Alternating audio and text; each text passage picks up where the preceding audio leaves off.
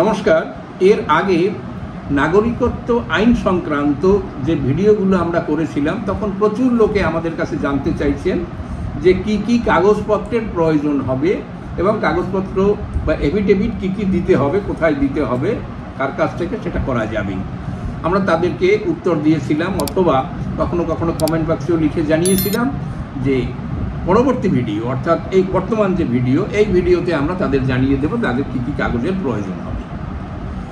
কন্ডিশনের মধ্যে অন্যতম হচ্ছে যারা 31 ডিসেম্বর 2014 আগে তারা ভারতবর্ষে প্রবেশ করেছে এবং আরও কয়েকটি কন্ডিশন এখানে বসবাস করার ইত্যাদি, সেটা লাগবে। একটা সার্টিফিকেট লাগবে তার ক্যারেক্টার ভালো এই বিষয়ক, এবং এদেশের একটা ল্যাঙ্গুয়েজ তাকে ভালো জানতে হবে, knowledge of A Indian language specified in the 8th schedule. অর্থাৎ বাঙালি যদি বাংলাদেশ থেকে যারা আসবে তারা অবশ্যই ধরে নেওয়া হচ্ছে সবাই ভালো বাংলা জানবে, কাজেই তাদের সেটাও ডিক্লারেশন দিতে হবে যে আমি বাংলা জানি ইত্যাদি। এছাড়া তাদের যে ডকুমেন্টগুলো দিতে হবে সেই ডকুমেন্টের কিন্তু একটা তালিকা দেওয়া আছে। সেই ডকুমেন্টগুলো হবে দুই ধরনের। একটা হচ্ছে যে সে যে বাংলাদেশ বা পাকিস্তানের নাগরিক ছিল সেই বিষয়টা তাকে প্রমাণ করতে হবে, অর্থাৎ সেই দেশ থেকে এসেছে, সেই জন্য তাদেরকে কি দিতে হবে, সেই দেশের কোনো একটা ডকুমেন্ট। এখানে বলা আছে a copy of any one of the documents mention in schedule 1A। এবং দ্বিতীয় হচ্ছে সে যে 31 ডিসেম্বর 2014 আগে এসেছে সেই ধরনের একটা প্রমাণ তাকে দিতে হবে এবং একখানা এফিডেভিট দিতে হবে যেটা প্রোফর্মা দেওয়া আছে। এই বিষয় নিয়ে আমরা একটু কথা বলবো। এবং copy of a valid or expired foreign passport if available. অর্থাৎ এই পাসপোর্টের কথা কিন্তু ম্যান্ডেটরি না, যদি কারোর কাছে থেকে থাকে, অর্থাৎ পাসপোর্টে এসেছিল পরবর্তীকালে আর ফেরত যায়নি, সে পাসপোর্ট তার কাছে পড়ে আছে, অথবা ওদেশের পাসপোর্টেই তার কাছে রয়েছে, তো সেটা একটা প্রমাণ হবে। এবং এদেশের ক্ষেত্রেও copy of valid or expired residential permit, অর্থাৎ এদেশে বসবাস করার জন্য যে পারমিশন দেওয়া হয় রেসিডেন্সিয়াল পারমিট, তাও একটা থাকলে হবে। সেটা এক্সপায়ার হয়ে গেলে কোনো ক্ষতি নেই, পুরানো হলে ক্ষতি নেই যদি থাকে, অর্থাৎ এই দুটো ম্যান্ডেটরি।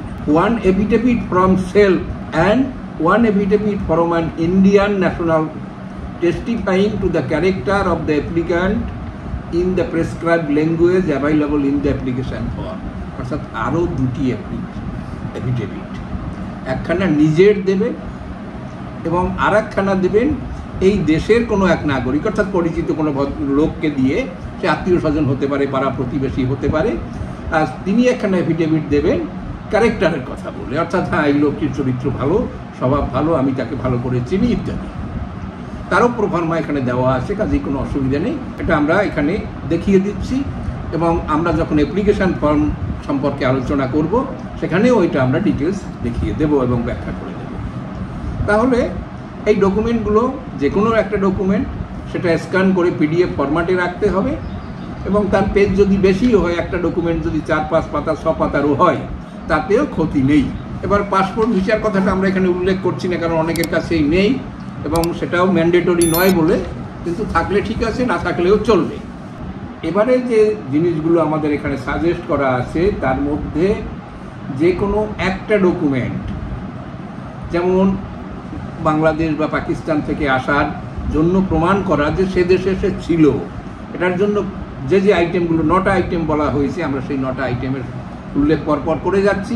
এটা শিডিউল 1A রয়েছে। রুল যে অ্যামেন্ডমেন্ট রুল 2024, যেটা 2024 যে রুল হয়েছে সেখানে রুল 10A এইগুলো বলা আছে। Copy of the passport issued by the government of Afghanistan, Bangladesh or Pakistan, যেটা আমরা আগে বলেছিলাম যেটা অনেকের কাছে থাকার সম্ভাবনা নেই।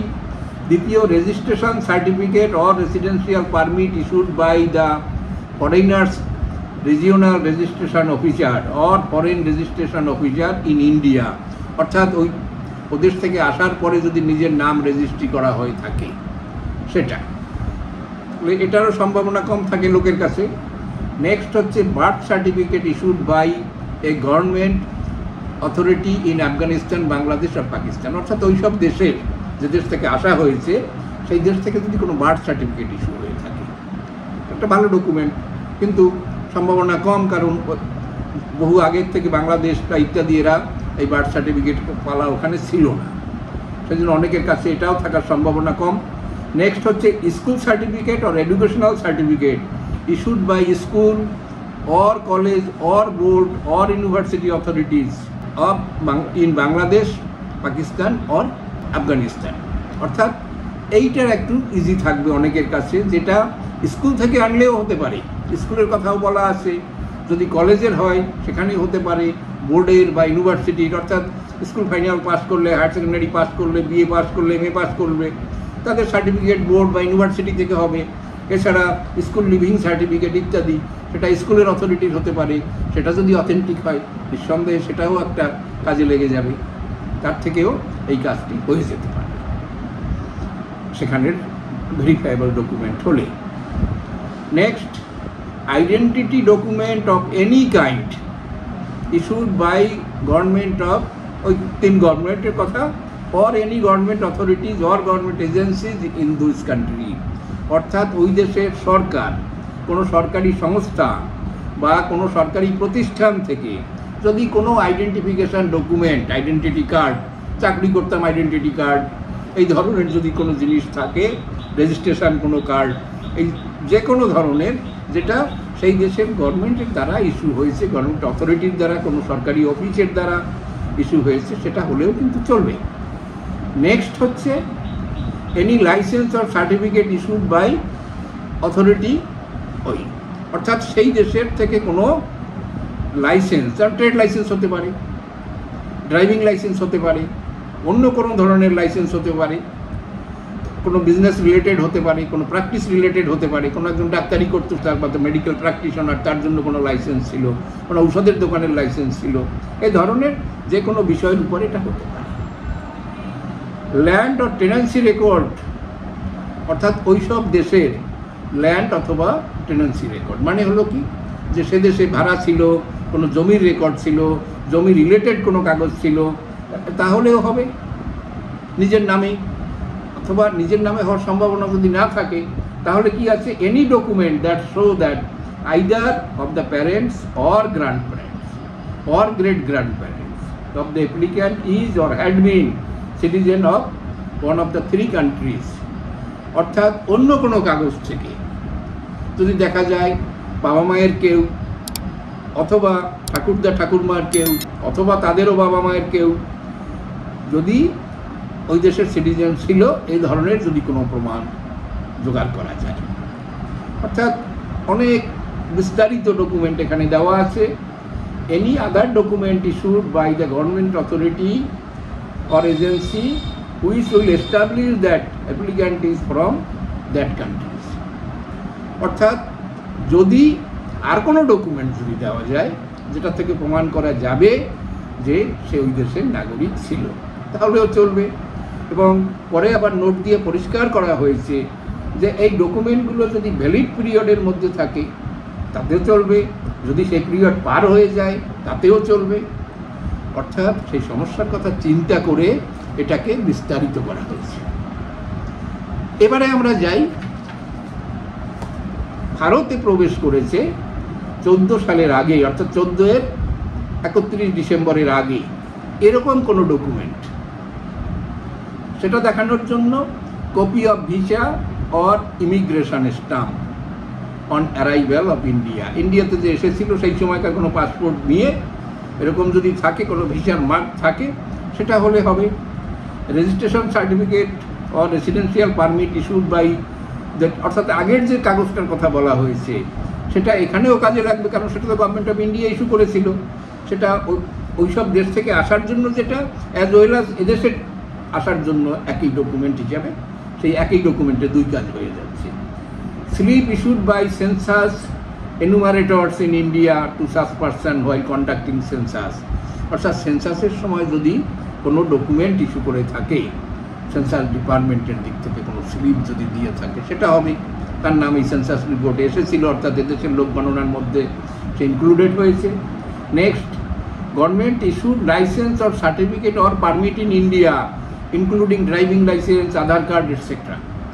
অর্থাৎ যে ধরনের রেকর্ড যদি এদেশ থেকে ইস্যু হয়ে থাকে, এটা অনেকেই এর মধ্যে জোগাড় করে নিয়েছেন, কিন্তু এই জোগাড়টা কিন্তু প্রমাণ করতে হবে যে ওই সময়ের আগে, 14-এর আগে, কারণ প্রমাণটা তো করতে হবে 14-এর আগে ঢোকা হয়েছে, সেটা হলে সুবিধা।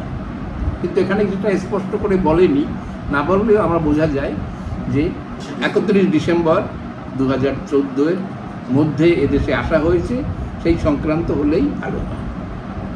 Next, birth certificate issued in India.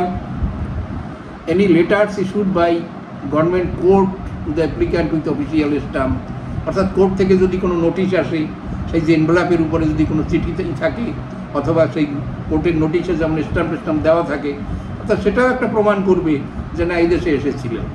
এই গাড়ি টাড়ি নিয়ে ঝামেলা বা কোনোভাবে থানায় টানায় আটকে গেলে পরেই কোর্টের নোটিশ টোটিশ এসে গেলে এরকম সমস্যা অনেক সময় পাওয়া যায়।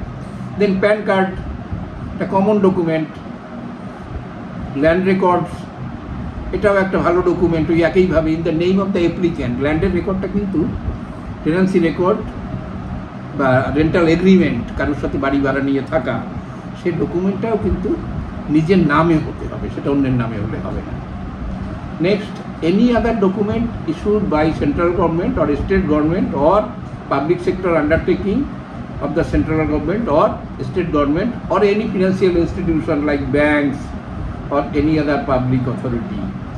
তো ভালো ডকুমেন্ট, ব্যাংকের পাসবুক, ব্যাংকের চিঠি, ব্যাংকের কনফার্মেশন, এটা একটা অনেক ওপেন, অনেকের কাছে এটা থাকার সম্ভাবনা আছে। Certificate issued by elected member of any rural or urban body or office thereof or a revenue officer, কোনো সার্টিফিকেট যদি ইস্যু করা হয় কোনো অথরিটির কাছ থেকে, অর্থাৎ elected body, rural urban body অর্থাৎ পঞ্চায়েত, এটা হতে পারে আমাদের যেটা মিউনিসিপ্যালিটি, অথবা কোনো সরকারি অফিসারের কথাও বলা আছে, এখান থেকে হলেও হবে। অর্থাৎ এইটা তো জোগাড় করা খুব সহজ, এটাও জোগাড় করা সহজ হবে। Record or account details relating to issued by the banks, including private banks or post office account in the name of the applicant. অ্যাপ্লিক্যান্টের নামে যদি কোনো পাসবই থেকে থাকে, ব্যাংক অ্যাকাউন্ট থেকে থাকে, পোস্টালে যদি কোনো অ্যাকাউন্ট থেকে থাকে, সেখান থেকে যে ডকুমেন্ট ইস্যু হয়েছে, স্টেটমেন্ট ইস্যু হয়েছে, পাসবুক ইস্যু হয়েছে, that is also a good document. Insurance policy issued by the insurance company, LIC যদি করা হয়ে থাকে, অন্য কোনো রকমের গাড়ির জন্য ইন্স্যুরেন্স, অন্য কোনো ইন্স্যুরেন্স ডকুমেন্ট, তা কাজ হবে। Electricity connection paper or electricity bill or utility bill in the name of the applicants, অ্যাপ্লিক্যান্টের নামে যদি ইলেকট্রিসিটি বিল টিলও থেকে থাকে, সেটাও একটা খুব কাজের হবে। Then court or tribunal records or process in India in respect of the applicant, দরখাস্তকারীর নামে যদি কোর্টের কোনো ডকুমেন্ট থেকে থাকে, কোর্টের অর্ডার, অন্য সব কিছু, তার থেকেও হবে। Next, document showing service or employment under any employer in India supported by Employees Provident Fund, General Provident Fund, Pension, Employees Estate Insurance ইত্যাদি, এই নানান ধরনের ডকুমেন্ট, অর্থাৎ যেসব জায়গায় প্রাইভেট জায়গায় কাজ করলে যদি এইসব ডকুমেন্টও থেকে থাকে, মোদ্দা কথা যে ইন্ডিয়াতে আসে, ইন্ডিয়াতে 14 পর্যন্ত বা তার আগে যে কোনো সময় ইন্ডিয়াতে এসেছে, এটা প্রমাণ করা। স্কুল লিভিং সার্টিফিকেট, যারা এখানে এসে পড়াশোনা করেছে তাদের জন্য। Academic certificate issued by school, college, board, university etcetera, যারা এখানে এসে পড়াশোনা করেছে তাদের কাছেও এইটা হবে। নেক্সট, মিউনিসিপ্যালিটি ট্রেড লাইসেন্স, ব্যাখ্যার প্রয়োজন নাই। ম্যারেজ সার্টিফিকেট, অত্যন্ত সুন্দর ডকুমেন্ট। তাহলে এই ডকুমেন্টগুলো, list of the document to prove that applicant has entered into India on or before 31 December 2014, অর্থাৎ আমরা যে কথা বারবার বলছিলাম, এই ডকুমেন্ট থেকে প্রমাণ করতে হবে যে সে এই টাইমের আগে 14 ডিসেম্বর 31 ডিসেম্বরের আগে এখানে ঢুকেছে। এবং এই ডকুমেন্টের যদি ভ্যালিডিটি পিরিয়ড সব এক্সপায়ার হয়ে যায়, তাতেও কিছু আসে যায় না, তাই এই ডকুমেন্ট। তাহলে এ গেল ডকুমেন্টের কথা। আমাদের কাছে যারা জিজ্ঞাসা করেছিলেন, যারা জানতে চেয়েছিলেন, তাদের কাছে পরিষ্কার। এবং আমরা এখানে সাথে সাথে এই ডকুমেন্টের একটা লিস্টও পরপর আমরা স্ক্রিনে দেখিয়ে যাচ্ছি, যাতে আপনাদের পক্ষে সুবিধা হয়।